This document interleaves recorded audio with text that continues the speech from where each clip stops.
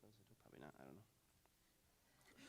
Good morning, everybody. Hope you're doing well today. If you want to stand, we're going to get started with worship. I'm Tim, and this is Kate, and I'm sure you'll see Judah before the end of this. So.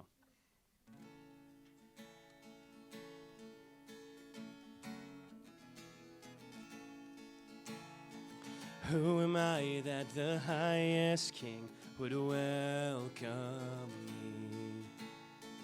I was lost, but he brought me in. Oh, his love for me.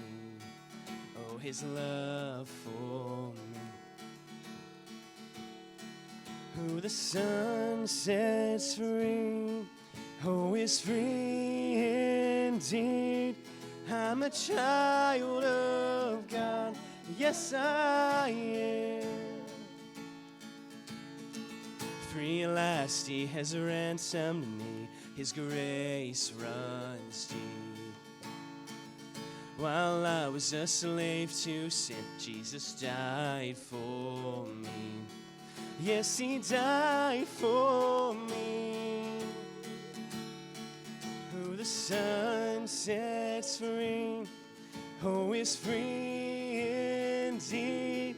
I'm a child of God. Yes, I am. In my Father's house, there's a place for me.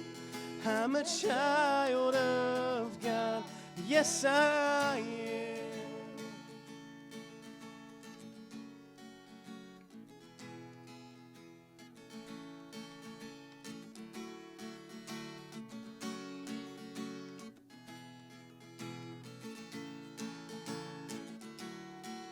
I am chosen, not forsaken.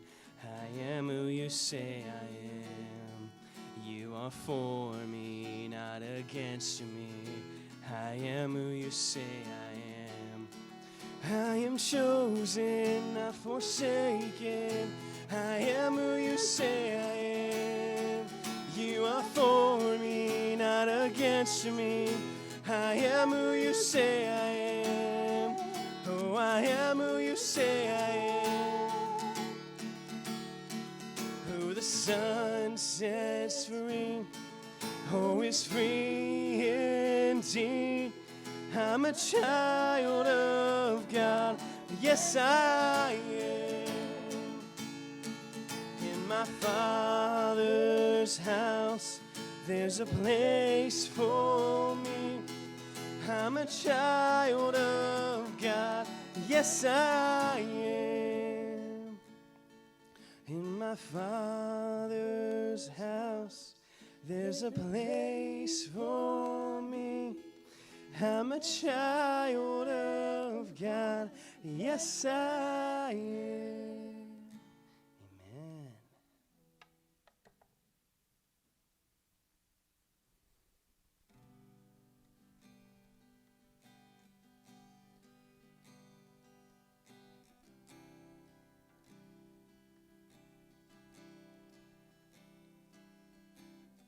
Standing here in your presence, in a grace so relentless, I am won by perfect love, wrapped within the arms of heaven, in a peace that lasts forever, sinking deep in mercy. See, I'm wide awake, drawing close, stirred by grace, and oh, my heart is yours. All fear removed, I breathe you in, I lean into your love. Oh, your love.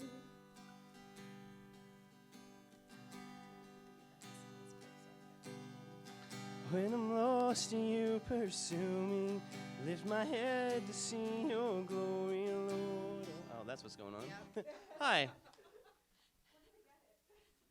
It's right there in the blue. Perfect. Nobody knew this one. Yeah, I was like, I know it's a new song. Ian was singing it earlier, so. Was that? He said buy some time. Oh, okay. Josh says to buy him some time. That's all right. So it's sinking deep, and then came to my rescue, and then make room, and then how he loves. Hey, so you know how it ends today. What a good song to end on. Hey, look, let's try again. Perfect. You want to start at the beginning? Yeah, why not? Take two. Now, if you're not singing, I know you don't know the song.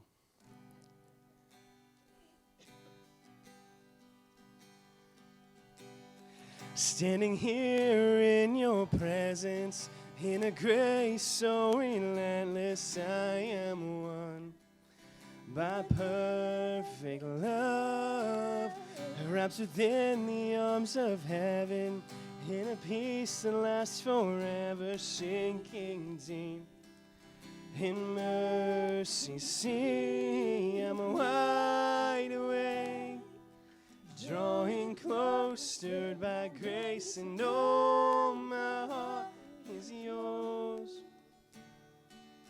All fear removed, I breathe you in, I lean into your love. Oh, your love.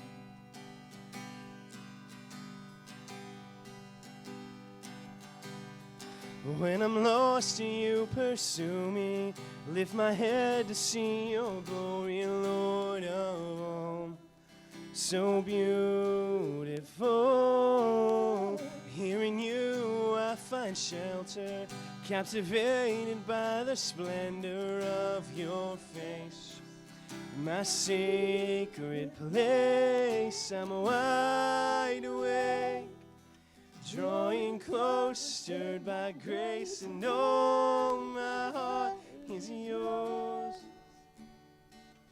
All fear removed, I breathe you in, I lean into your love. Oh, your love.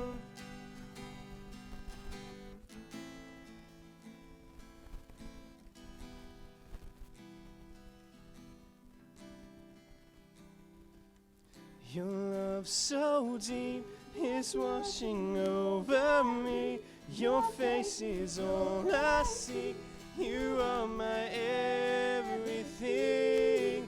Jesus Christ, you are my one desire.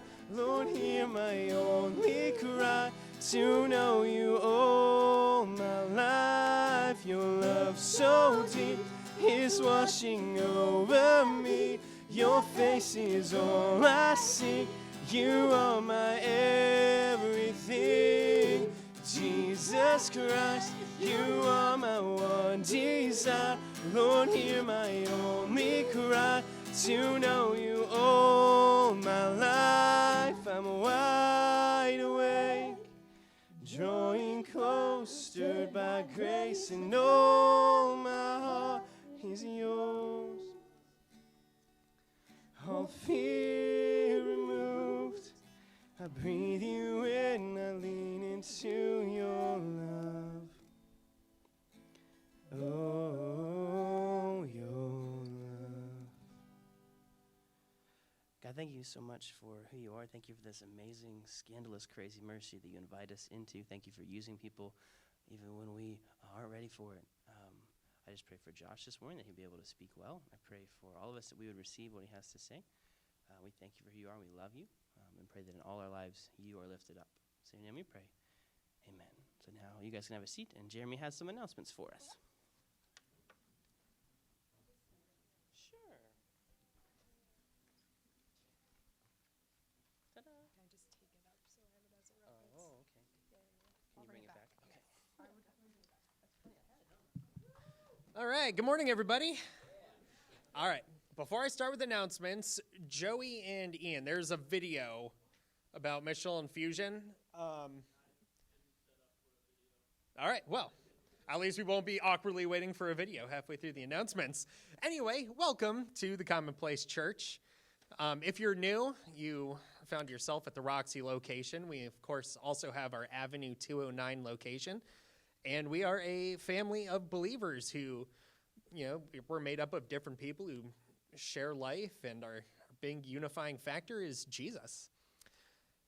First announcement, next Saturday, July 2nd, will be at Steph Alexander's house, the Women's Summertime Sweet Hour of Prayer. This will include coffee and donuts. If you have any questions, you could talk to Steph.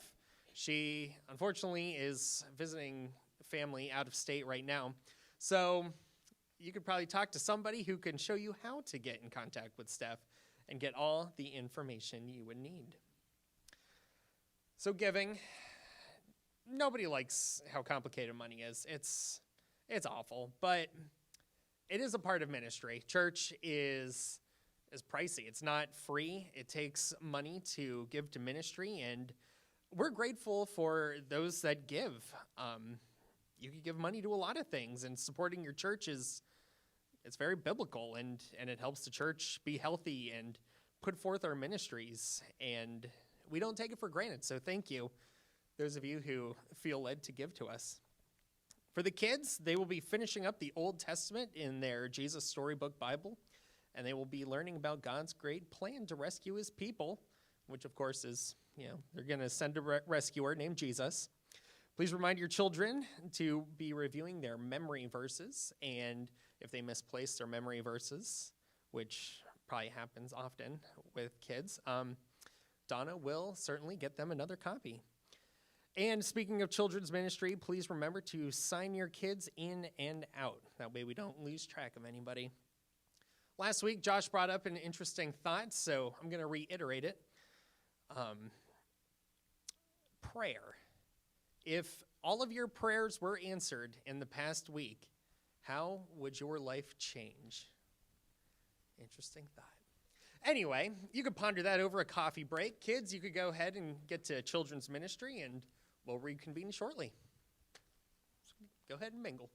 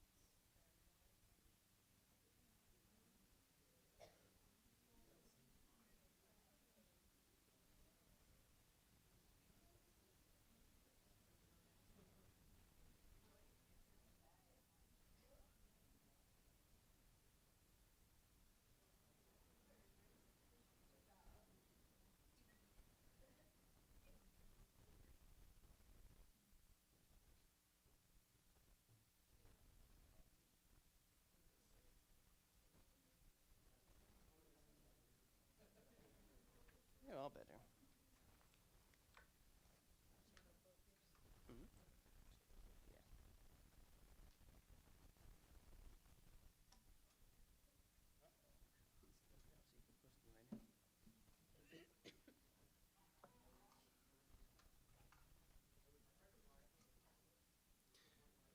All right, if you guys want to stand, we're going to continue in worship this morning. Make sure that we get our words up there this time. Hey, perfect.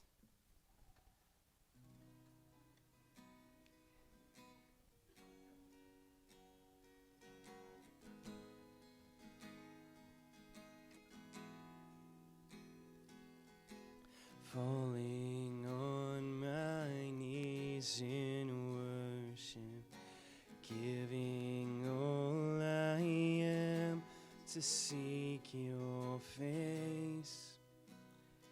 Lord, all I am is yours.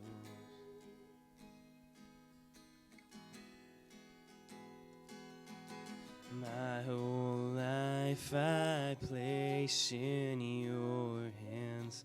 God of mercy, humbled I bow down in your presence at your throne.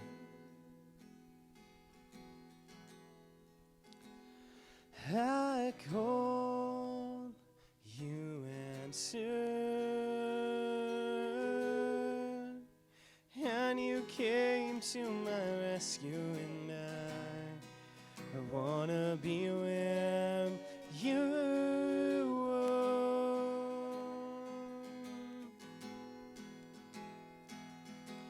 My whole life I place in your hands. God of mercy, humbled I bow down in your presence at your throne. I called, you answered, and you came to my rescue, and I wanna be where you are. I called, you answered, and you came to my rescue, and I wanna be where you are.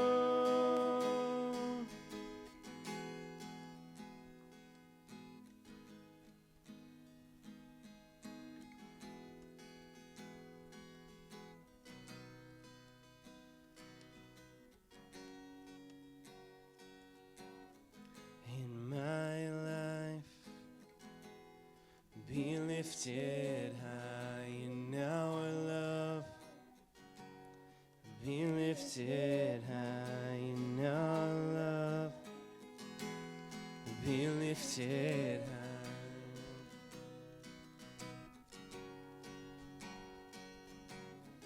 In my life, be lifted high in our world.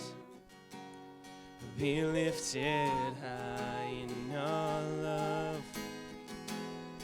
Be lifted high.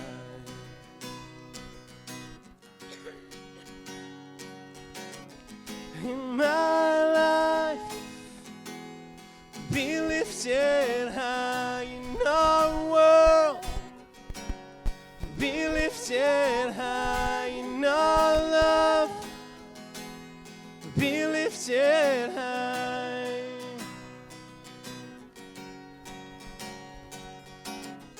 In my life, be lifted high in our world.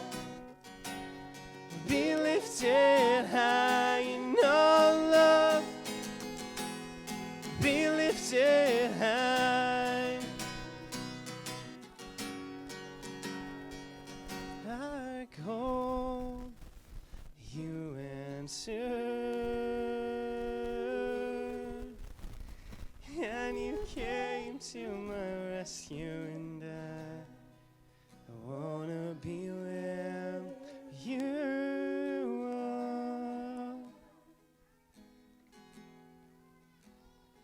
I call, you answer,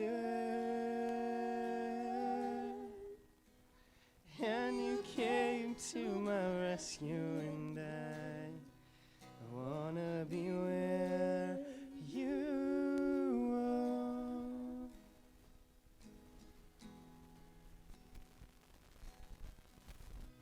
God, thank you that you have come to our rescue.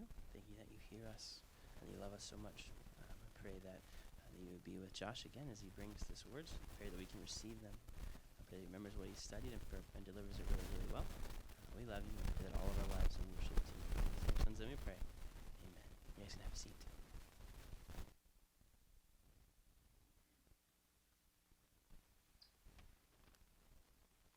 Hello? Oh, it is on. That's exciting. Hello, everybody.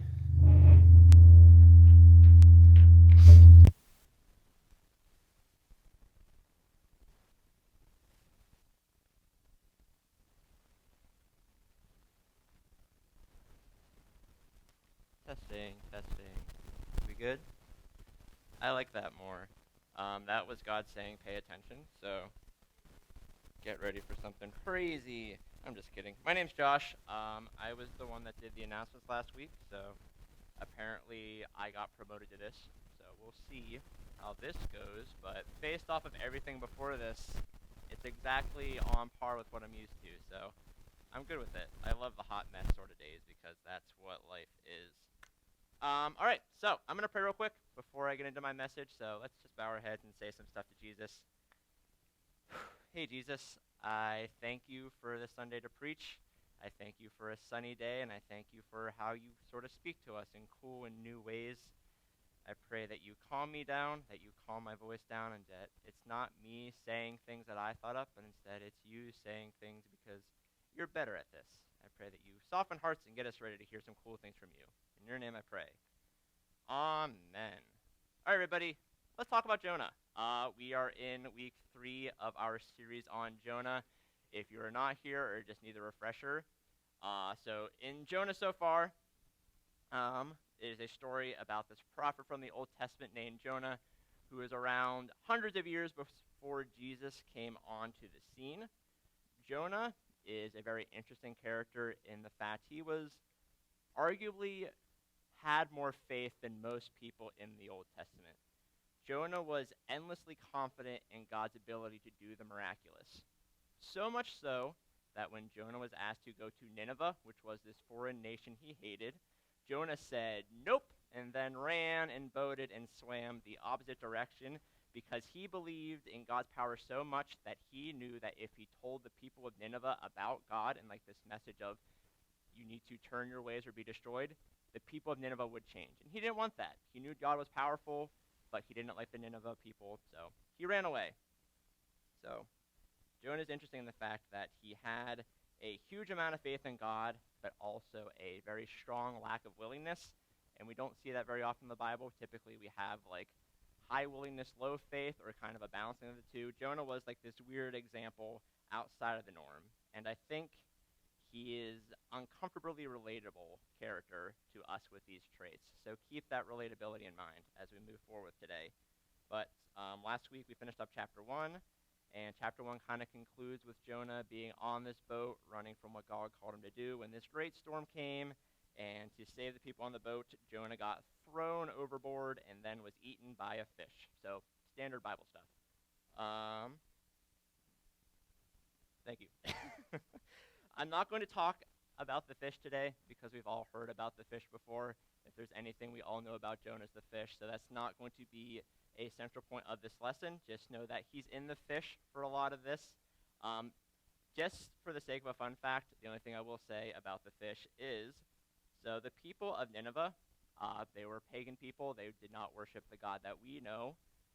One of the main gods they worshipped was a god called Dagon. Dagon was a fish god. Jonah got eaten by a fish. So I'm an ELA teacher, so symbolism and ironies like that get me jazzed, but just a fun thing to keep yourself sort of thinking about things outside of just like the normal fish stuff. But anyways, not about the fish today. Moving on, we are going to be covering Jonah chapter 2 today. This chapter is a shift from the storytelling nature of chapter 1 and then the rest of the book into more of a prayerful sort of Jonah in this very terrible situation. So I'm going to read that. I don't know if it's going to be on the board, but at the very least you have my soothing voice to help you along. All right, so this is Jonah chapter 2. Then Jonah prayed to the Lord, his God, from inside the fish. He said, I cried out to the Lord in my great trouble, and he answered me. I called to you from the land of the dead, and the Lord heard me. You threw me into the ocean depths, and I sank down to the heart of the sea. The mighty waters engulfed me. I was buried beneath your wild and stormy waves. Then I said, O Lord, you have driven me from your presence, yet I will look once more towards your holy temple. I sank beneath the waves, and the waters closed over me. Seaweed wrapped itself around my head. I sank down into the very roots of the mountains. I was imprisoned in the earth, whose gates locked shut forever. But you, O Lord my God, snatched me from the jaws of death as my life was slipping away. I remembered the Lord, and my earnest prayer went out to you in your holy temple. Those who worship false gods turn their back on all of God's mercies. But I will offer sacrifices to you with songs of praise, and I will fulfill all my vows. For my salvation comes from the Lord alone. And the Lord ordered the fish to spit Jonah onto the beach. So that was Jonah chapter 2. A very interesting sort of shift from, once again, like this storytelling aspect to a very similar thing to like the Psalms, like the Song of Praise. So there's two big points I want to make today about Jonah 2. The first point is found about what we can learn from this chapter as a whole. So as we have Jonah praying in sort of like this Psalms format, Jonah is acknowledging God's pursuit of him through this journey, as well as acknowledging God's strength in both his ability to send Jonah into the bottom of the sea, as well as save him from it. And then Jonah concludes in verse 9 by stating, he will do what God asks. He will fulfill his vows as a prophet of God. So Jonah, our runaway, super whiny poop pants of a prophet, finally decides to, hey, I have this calling on my life. I'm going to do it, which is a huge character arc.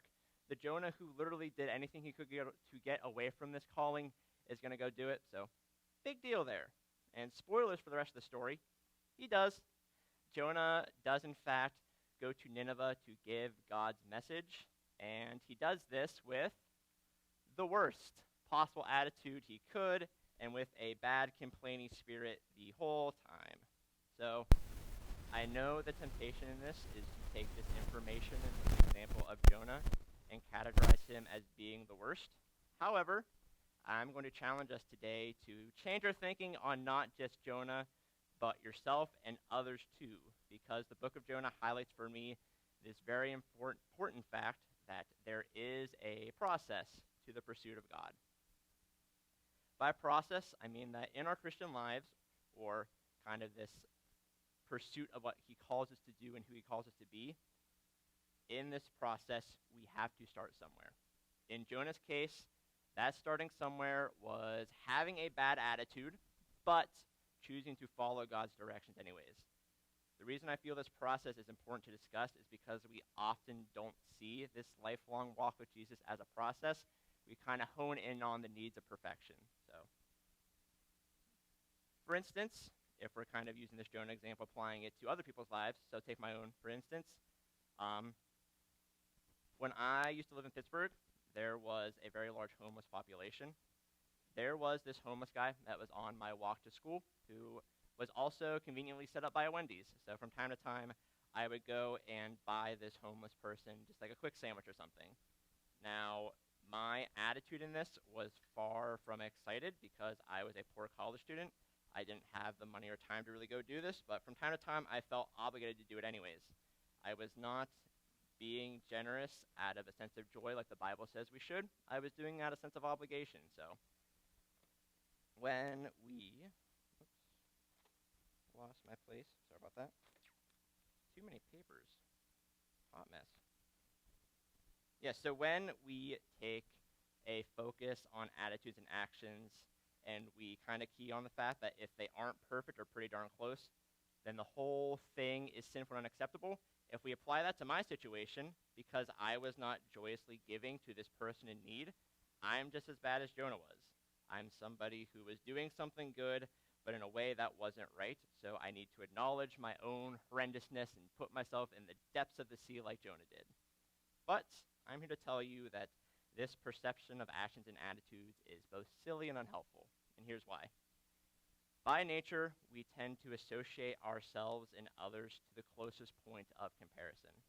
In terms of the pursuit of God, we have Jesus on the high end, so perfect Jesus with all of his really awesome examples.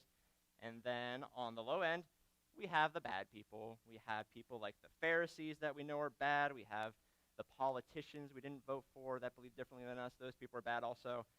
We especially have the people that don't use their turn signals to shift lanes. Those people are bad. We put all those people down at the bottom, opposite of Jesus.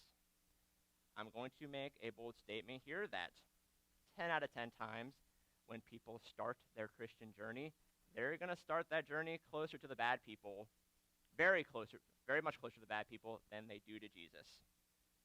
So what's wrong with emphasizing the bad in people's attempts to pursue God, like we zone in on Jonah's imperfections, is that it kind of puts us in the scenario where we're trying to spiritually swim out of a whirlpool.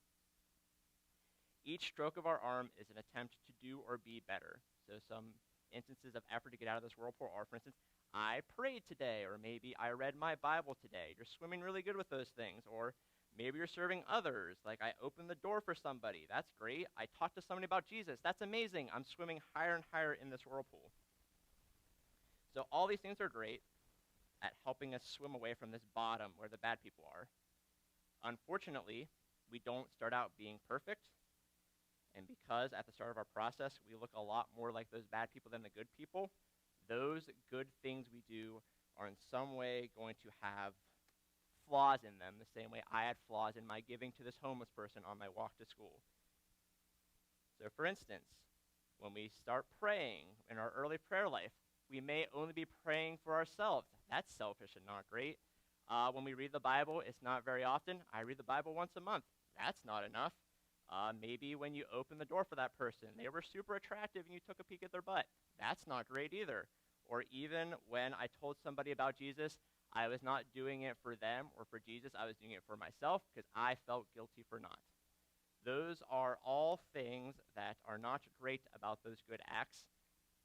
And we can see from the example of Jonah, if we focus in on them, on the imperfections in this, we kind of categorize those things as actually making this person bad instead of good. So when we don't accept the places people are at and the places they start, and we place an emphasis on what's wrong, like a whirlpool, our self-concept or how we view other people results in being dragged back down to the bottom of that whirlpool because once again, that comparison is closer to the bad than we are the good. We start out in that bad spot. So the emphasis on the bad results in us seeing ourselves as bad again despite the effort. And an issue with this is that when we get caught up in just a constant positioning of being a failure and failing back towards the bottom, we begin to burn ourselves out, and two, we lose any sense of like wonderment and desire to follow Jesus because functioning from a feeling and place of failure is exhausting. This idea of being in a spiritual whirlpool is not helpful to our lives. Instead, what I ask we do is we embrace the fact that there is process to this whole Jesus thing and are okay or become okay with the flaws in the great things we are doing. When we do this, the illustration shifts a little bit. It goes from being stuck in a whirlpool to more like hiking up a hill. We may still start at the bottom, and like the whirlpool example, we still have to put up effort to move up the hill. But the difference between the two journeys are with the hill, as we struggle and fall in our ascent upwards, we don't end up back at the bottom. We may trip, but we get to pick ourselves back up and continue on from the point we fell at. The progress is still there. Just because we messed up, we don't end up back at being the worst. We're people improving, we're getting better, we're moving towards Jesus. And that progress is kind of the point of the whole thing. We're making our way towards that awesome example that Jesus is. And when we start to take the attention off of the fear of doing or accidentally doing the bad things and trying to cut ourselves some slack, we also do this really cool other thing is we free up the processing power in our perceptions to not only give ourselves a break in those moments of failure, but also see that Jesus came down from the top of the hill to help us out, which is a very important thing to realize. It's not going to be the key focus of this, but I just write that down quick for taking notes. Jesus is with you. He's helping you through this. This is not by your efforts, but we have more Jonah to talk about. So important little side, like 1.5 point of my lesson. Jesus is with you. He likes you. He helps you. It's not all in your efforts. But anyways, moving on back to Jonah. That was point one, this idea of letting ourselves be hopefully imperfect and working through this Christian process. Point two is found more in the details of Jonah's prayer and how it connects to our perfect example, which is Jesus. So back in Jonah, we're just going to read verse 1 and 2 again.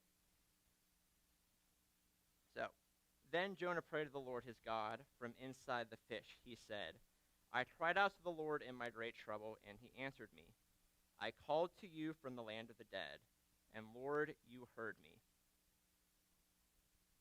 So, Jonah, back in his fish example, within the fish and within this prayer, Jonah is not just equating himself to being in a bad situation. Jonah is equating himself to being dead. Other translations use the word Sheol in this section. Sheol is a fancy Jewish term that is essentially referring to the afterlife. So because of this, like the intentional wordage in the way he does his prayer, he's essentially saying, I am dead, and he's not just asking to be saved, but asking to be resurrected, which for Jonah, being a Jew in this time, was a very revolutionary, very uncommon thing. It wasn't until Jesus and the entire Easter story happened that the idea of resurrection became more common in how we discuss lives of faith. So Jonah asked to be resurrected is a very important thing to take note of. Additionally, Jonah was in the fish, or dead, in his words, for 3 days. If that sounds familiar, it's because it is. Jesus also in the grave for 3 days before he came back. And finally, one little similarity between Jonah and Jesus. Jonah was being called to save a nation outside of Israel, which was Nineveh. In a similar way, Jesus called his Jewish followers to bring his message of salvation to the world. Lots of curious parallels between Jonah and Jesus, but it's one thing to point them out, it's another thing to learn from them. So what is God trying to show us through all these similarities? To answer this, we're going to jump ahead pretty far in history. We're going to be in a very short little section of the book of Luke, chapter 11, starting in verse 29.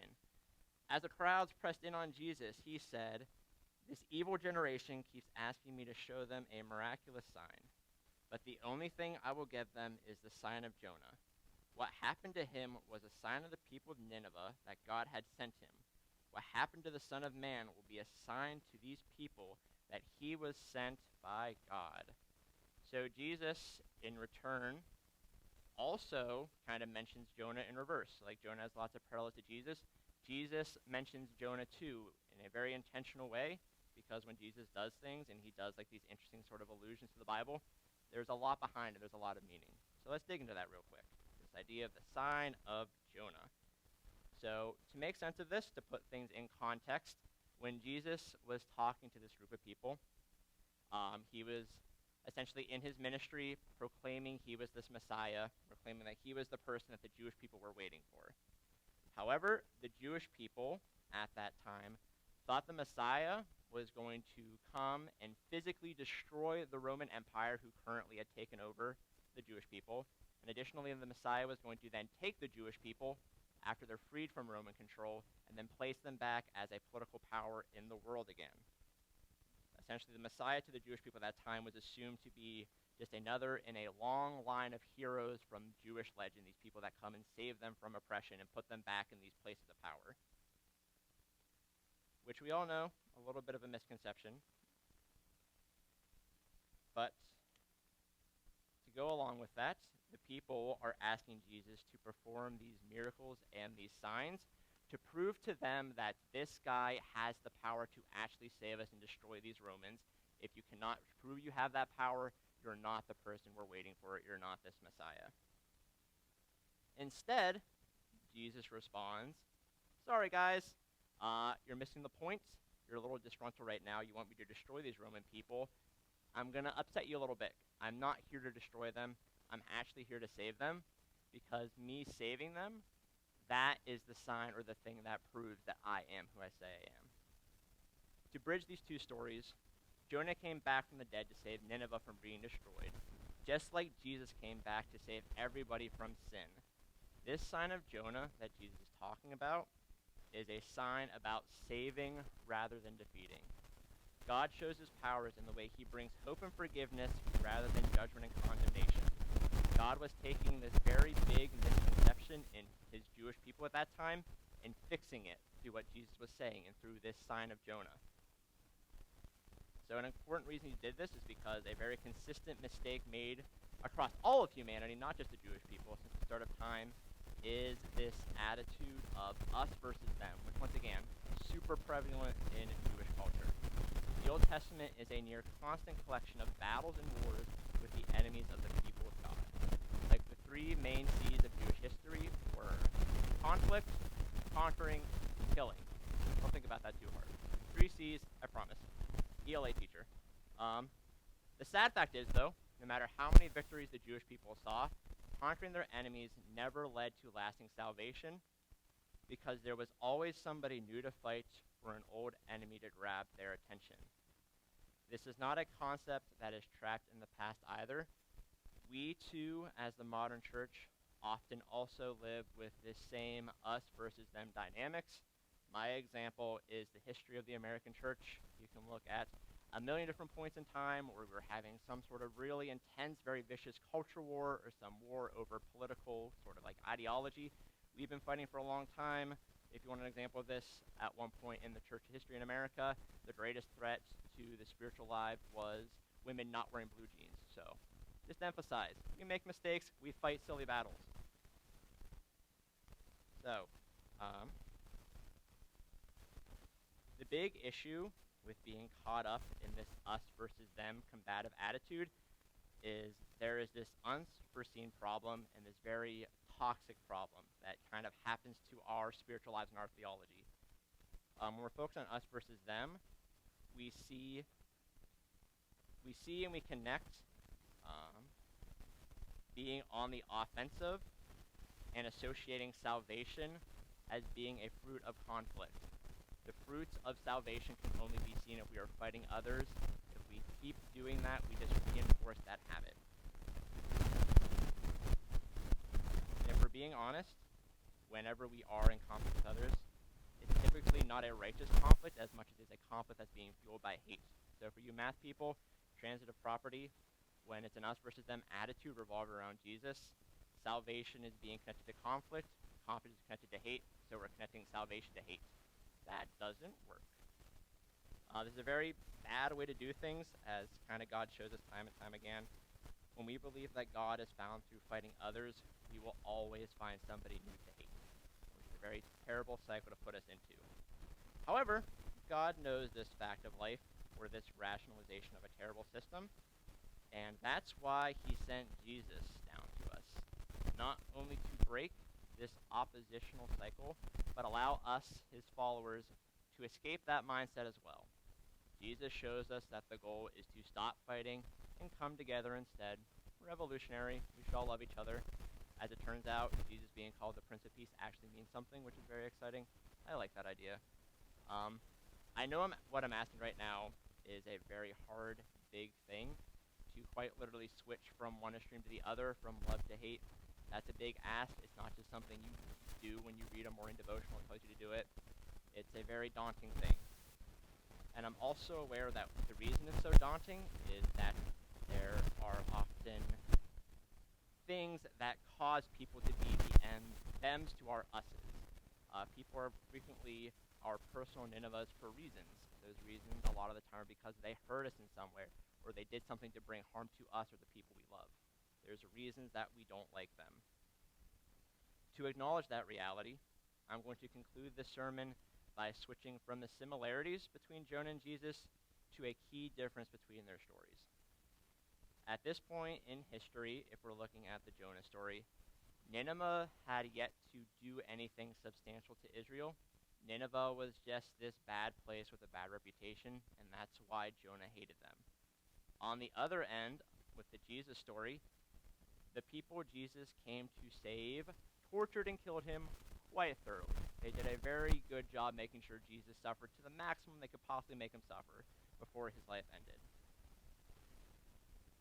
Yet, as we all know, Jesus' desire to forgive and save amplified after that torture and after that death. When he came back to life, that's when the message of Jesus really started moving. It took him dying to do that. So this shows us that the terrible things that were done to Jesus and the hope that Jesus offers are inseparable. And to go even deeper with this concept, this also shows that the seemingly contradicting ideas of justice and mercy that we often wrestle with so much are actually very intimately connected for each to be at their best. Justice doesn't work without mercy. You need them both together in a very large, a very hard to describe amount for the world to be as it should be. And I wish that I had more wisdom to describe that concept better, because once again, justice and mercy seem like they're opposites. They seem like they shouldn't work together. It seems like you have to give up mercy to have justice. You have to give up justice to have mercy. But that's not what Jesus shows us. So the one thing I can say on this, though, even though I don't have the wisdom to describe that any better, Jesus going through top-level trauma, still staying true to his message, leaves us with a very interesting precedent to live out. We need to overcome our damages by loving and forgiving those who did them to us. Now, this is not me saying that we need to forgive and forget the wrongs that have been done. In fact, Jesus shows us the opposite. Jesus leaves his scars on display not just as a symbol to incite guilt, but as a tool to show us that he's the real deal. In fact, we had people like Thomas that were made better by seeing the wounds Jesus had. The Apostle Thomas didn't experience true internal change till we got to experience what had happened to Jesus on the negative. And it's like, oh, you got your hole stabbed in your hands? Here's like this hole in your side. It made it more real to Thomas. That's when Thomas himself was saved with this message. And we have a chance to do a very similar thing. We can take our scars, the people that gave them to us, and use those wounds to make this message of forgiveness even more real. We can say, these scars you gave me don't show my hate for you, they show my love for you. Given how natural that us versus them attitude is, this kind of grace on display is going to be a hard thing to live for, and a hard thing to stop the change from happening to others when they see it. So once again, I know what I'm asking you to do is hard, if not seemingly impossible. To encourage you, though, you don't have to get it perfect right away. Forgiveness in itself is a long process, and to use that forgiveness for the benefit of others is an even taller hill to climb. The main thing I am asking of you, though, is to start with the first few steps up that hill. Yes, you're going to stumble along the way, probably a lot, and at times you're going to look like Jonah. However, the progress will still be there because Jesus will be there. And because Jesus is there with you on this earth-shattering, dynamic-shifting example, the world is going to completely change before you even reach the top of that hill. You don't have to get to that point of perfection in your forgiveness of others for the world around you to completely be altered, because that example, there's power in that, because Jesus shows that there's power in that, and that's enough. I'm going to invite the worship team back up to finish up with one more song, but before that, I'm going to pray, because last time I preached, I was so excited to be done, I didn't. So, hey, Jesus, thank you for words of wisdom, and I thank you for what you at least showed me through this. I pray you help us to approach this idea of conflict and hate and bitterness, and instead shift that to this idea of reconciliation and saving. I thank you for being awesome, and I thank you for being patient. I thank you for coming down from the top of the hill to help us get up it. In your name I pray. Amen.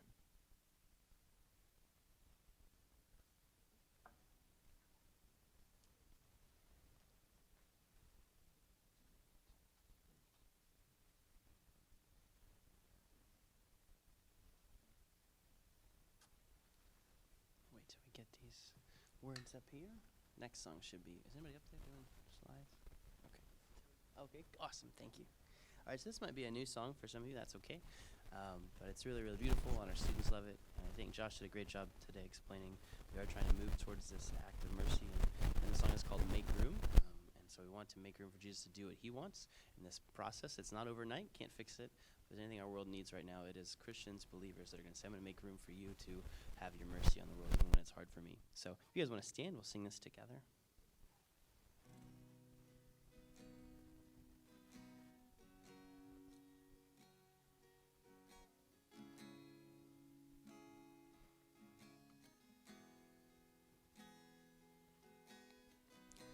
Here is where I lay it down, every burden, every crown.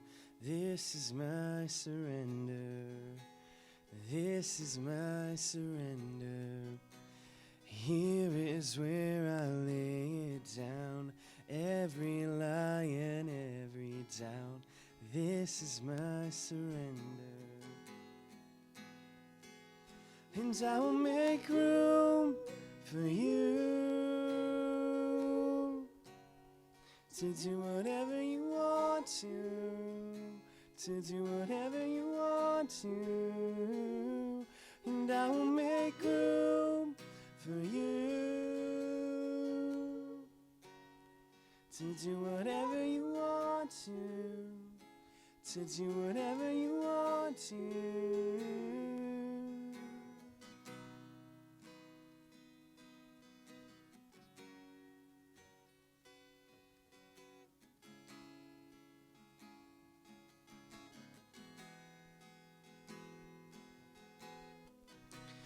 Here is where I lay it down, every burden, every crown. This is my surrender. This is my surrender. Here is where I lay it down, every lie and every doubt. This is my surrender. And I will make room for you to do whatever you want to do whatever you want to, and I will make room for you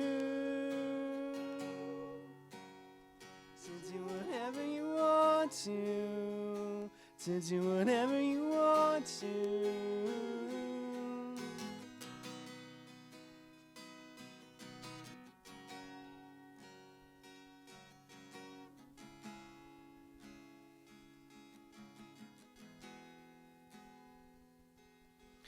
Shake up the ground of all my tradition and break down the walls of all my religion. Your way is better.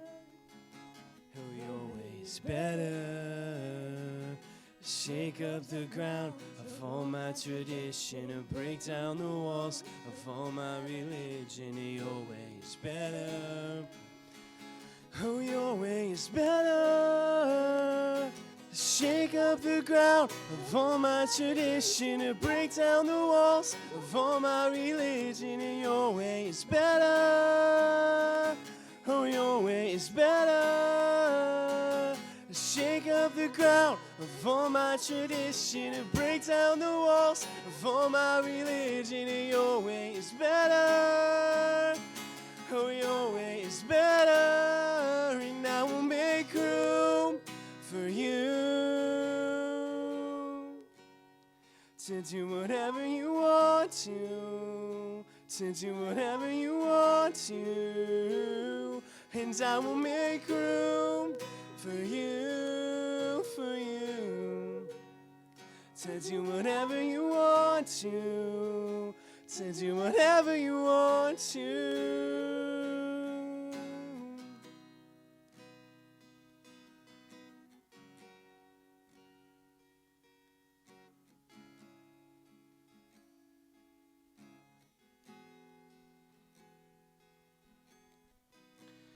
Here is where I lay it down. You are all I'm chasing now. This is my surrender. This is my surrender. Here is where I lay it down. You are all I'm chasing now. This is my surrender. This is my surrender.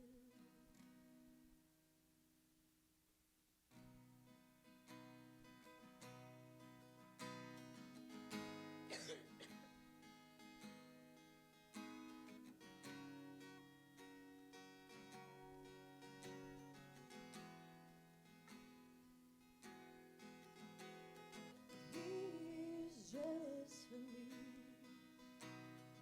Love's like a hurricane. I am a tree bending beneath the weight of his wind and mercy. When all of a sudden I am unaware of these afflictions eclipsed by glory, and I realize just how beautiful you are and how great your perfections are for me. And oh, how he loves us so. Oh, how he loves us. How he loves us so.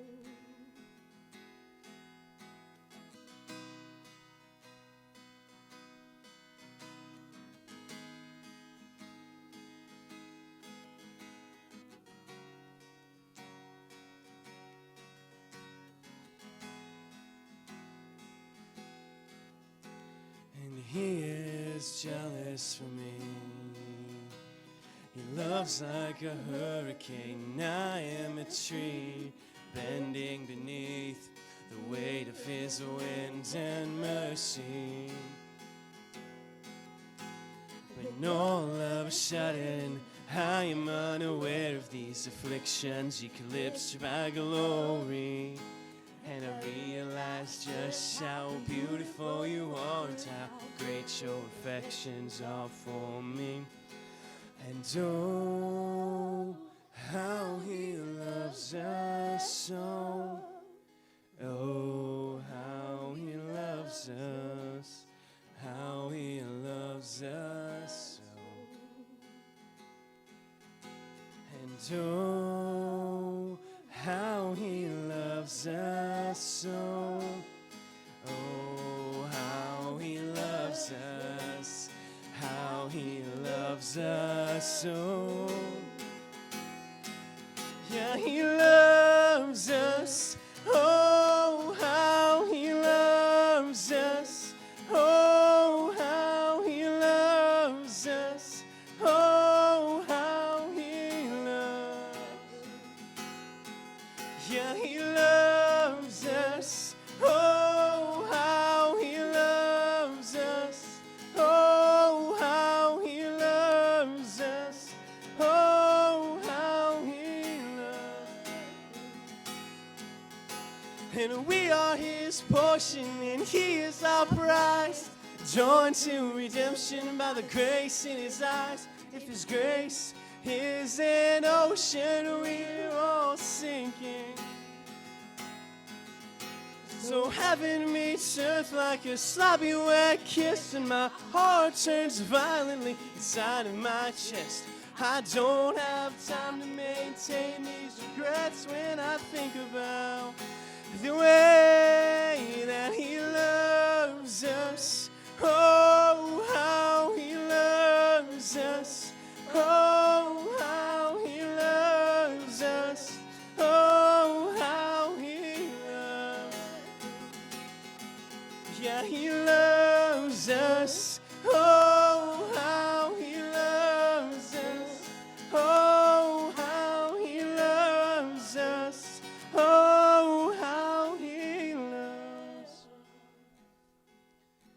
And oh, how he loves us so.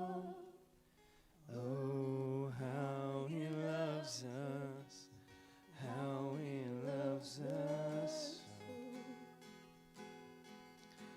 And oh, how he loves us so.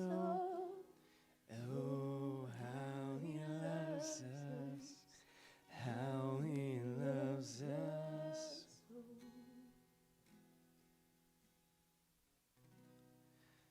thank you for the crazy love that you give us. Thank you for the ways that you meet us, and you have brought us from the bottom, and you bring us up to life. You didn't stay in heaven, but you came to where we are. You came to the grave. You defeated the grave so it couldn't hold us. I pray that the people in this room and this church and in our community that believe in you and love you can be the kind of people that have this crazy mercy for your kids. We love you so much and pray that you are honored in all of our lives today. It's your name we pray. Amen. Go in peace.